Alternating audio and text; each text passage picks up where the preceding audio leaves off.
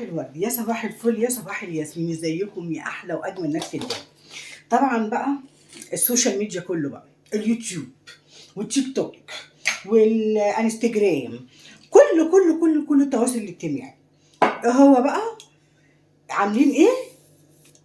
عاملين حملة تفريزات عشان يفرزهم، عشان يشيلوا ويعملوا. هتعملي ايه؟ ده نص الرجاله عندها شلل والنص التاني عنده جلطه و10% بيشاوروا عقلهم بلا وكسه.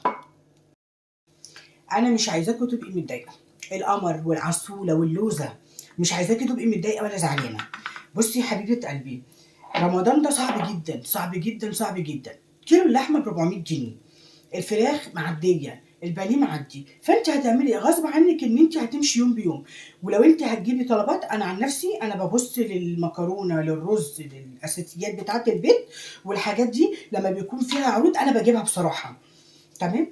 انما الحاجات التانية دي فغصب عني وغصب عنكم لازم تمشي يوم بيوم. امشي يوم بيوم، مش هتختاري حاجه. بس ده عشان ايه؟ عشان ولادك، عشان نفسك، مش عشان اي حد تاني.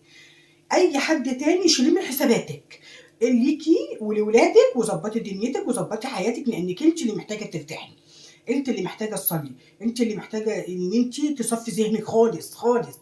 مفيش اي حد يستاهل ان انت تشغلي دماغك. ايه هو بقى اللي هتشغلي دماغك بيه؟ الصوم والصلاه وتربيه ولادك وحياتك ومستقبلهم وبس. انما الحاجات التانية دي حاجات فرعيه كده. هنجيب اكل ايه النهارده، هنعمل ايه النهارده، هنسوي دي مش هتاخدي نص ساعه في المطبخ، مش هتاخدي ساعه. وشغلك كله هيبتدي من الصبح. عندك بقى من العصر المغرب والعشاء والتراويح. عيشي حياتك، ما تعجزيش نفسك، اوعي تسيبي نفسك لحد. بصي لنفسك، بصي ان انت هتقابلي ربنا ازاي. عيشي يومينك، فكري ان انت تستغلي رمضان مش في الاكل والشرب، فكري ان انت تستغلي رمضان صيام وصوم وصلاه وعباده وبس، انت وبس. صباح الفل. انا بقى لما بحب اخش المطبخ انا بعمل ايه؟ انا برتبها كده سيناريو برتبه. انا مثلا النهارده انا هعمل محشي، قبليها بيوم جبت الطماطم وصلصلتها، ماشي، جبت الكرنب وسلقته وحطيته في التلاجة، جيت تاني يوم حشيت، ما خدش مني وقت خالص، ما خدش مني وقت. ادي المحشي.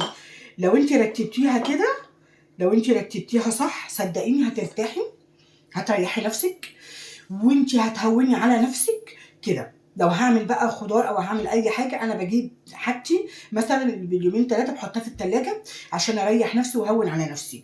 بس اللي بشيله في الفريزر آه الفلفل المهروس اللي هو هريسه الشطه دي اساسي عندي. الطماطم لما بتكون جاهزه بقوم مصلصلاها وحطها في الفريزر عندي جاهزه. بتهون عليا برضو وبتسهل. لما بيكون سعرها حلو، لما بيكون سعرها حلو بجيب منها وبشيلها في الفريزر. لاني انا بصراحه معظم التفريزات انا مش بحبها قوي. انا يعني الفاصوليا بيبقى طعمها مش حلو. مش كل الناس هتقولك كده، مش كل الناس هتقولك ان الخضار لما بيتشال في الفريزر بيبقى طعمه حلو. البسله، الباميه دي بس صدقيني بتبقى طعمها حلو. بقيه الخضار كله صدقيني اقسم بالله ما بيبقاش حلو. حتى لو عملتي، حتى اللي انت هتجيبيه من بره بسمه وغيرها وغيرها، اقسم بالله ما بتبقاش حلوه. انا عن نفسي بحب التفريزات البسله، الباميه، الطماطم بس. غير كده انا ما بشيلش. طبعا عندي بقى حاجات ومعايا فلوس ومش عارفه ايه كده، ممكن اجيب بانيه اتبله واحطه في الفريزر، ممكن اجيب شويه حاجات واظبطها كده احطها في الفريزر. لكن مش الحاجات اللي هتقعد شهر واثنين وثلاثه هشيلها، لا مش هينفع. انا بعمل حاجات مثلا لما بيكون معايا فلوس زياده بعمل كده.